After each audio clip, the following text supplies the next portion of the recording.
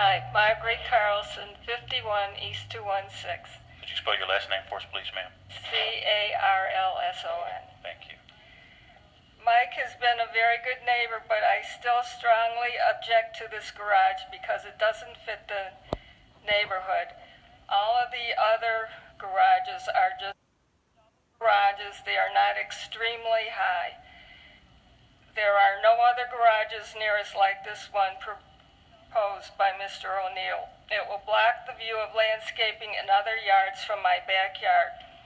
Also, because of the length, height, and addition of gables, it is way too big for this lovely residential area.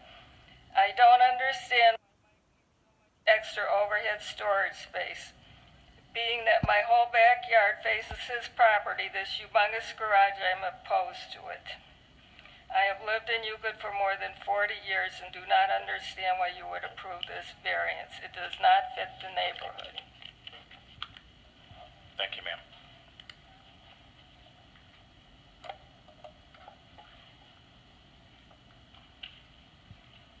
Good evening. Good evening. Nancy Mihalik, 213 Mihalik, Mihalik. Thank you. 21370 Nauman Avenue.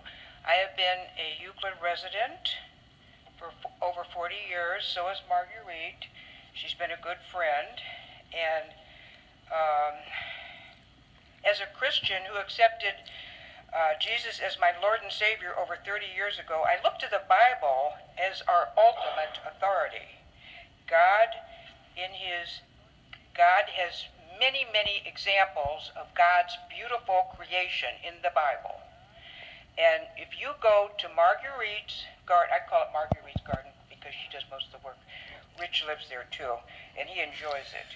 But if you go to her garden, has anybody seen the movie Secret Garden? That's what Marguerite's garden looks like. The beautiful trees, bushes, and trees. Beautiful.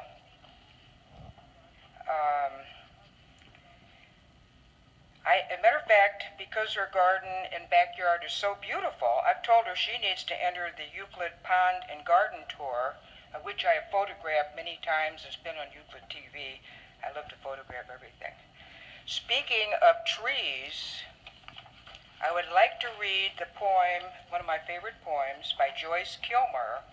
I think that I shall never see a poem lovely as a tree whose hungry mouth is pressed against the earth's sweet flowing breast, a tree that looks at God all day and lifts her leafy arms to pray, a tree that may in summer wear a nest of robins in her hair, upon whose bosom snow has lain, who intimately lives with rain.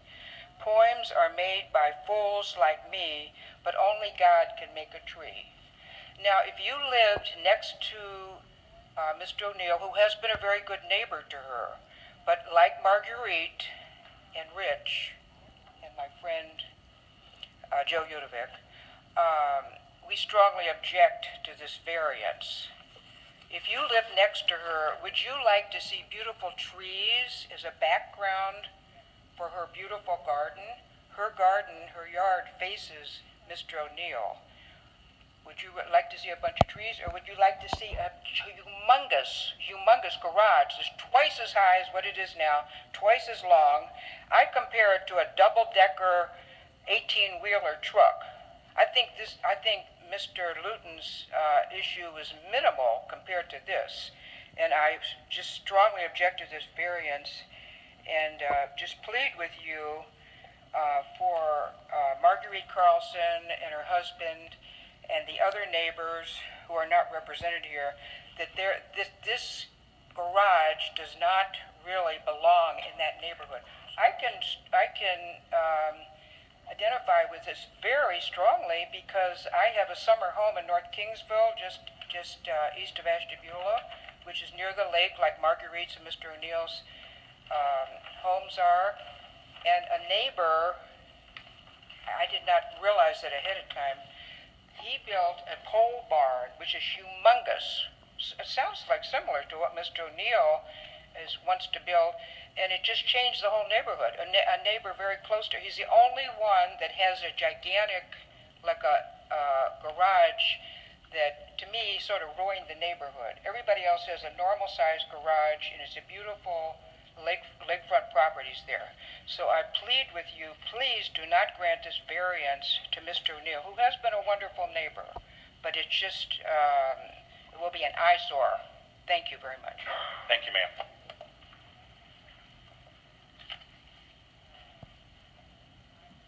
Good evening, sir. Good evening. Once again, my name is Joseph Udovic. I'm at 213 Cinnamon Nauman. I'm sorry, spell your last name for us, please. Thank you. Once more. Udovic. I did get a chance to walk around the neighborhood, and I do agree with the comments that were mentioned.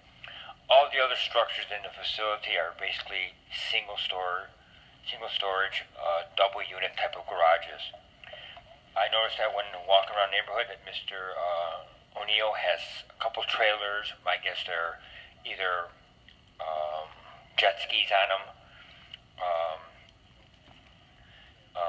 in his yard, and there's another trailer filled with covering something up, maybe a vehicle or a motorcycle. I appreciate that he wants to put this much money into his neighborhood, but my concern is the future value of the neighborhood.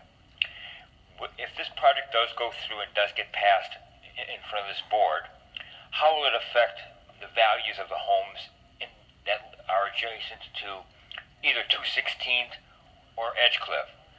Will it make people who are selling their homes more sellable or less sellable? Because you have one structure that's huge versus other ones that are normal looking.